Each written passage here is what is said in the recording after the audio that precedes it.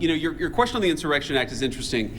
I've tried to understand this as well as I possibly could, and my understanding is what the Insurrection Act, what invoking the Insurrection Act would allow the federal government to do is that it would allow the federal government to use the military for local law enforcement operations.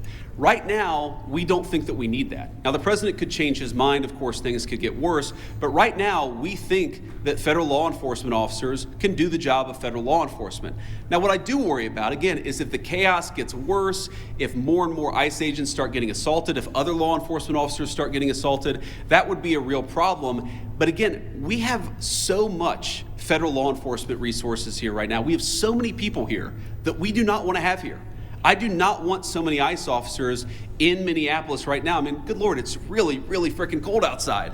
But they're here not even to enforce immigration laws, but to protect the people from the rioters. That's an absurd state of affairs, and we wouldn't need it if we had a little bit more cooperation from the Minneapolis Police Department. Again, the Minneapolis Police Department, my understanding is that the actual beat cops on the ground, they would love to help out, but they're being told by somebody, I don't know if it's Mayor Frey, they're being told by somebody not to cooperate at all. What kind of a person tells their local police don't protect somebody if they're being assaulted by a rioter? It's crazy, and it's got to stop. Mr. Vice President, earlier this week, local law enforcement accused federal agents of racial profiling.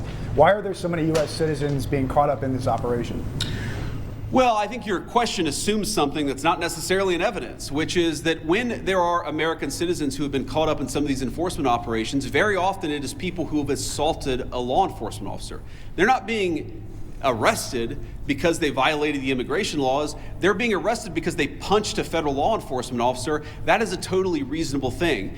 Now, to the accusation of racial profiling, look, it's something that we take very seriously. We will take accusations of racial profiling back to Washington. We'll certainly look into them as they come up. But this is not a group that's going around and looking for people who violated the law based on skin color.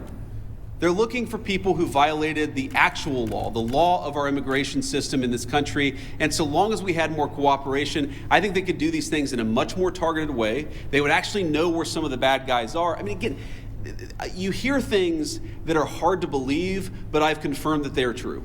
Sex offenders who we're trying to get off the streets, who the local officials won't tell us their last known address. So then the local officials say, oh my God, these guys are doing widespread targeted enforcement operations, when in reality, we would love to just go to one house. The local officials won't tell us which one house to go to. Mr. Vice President.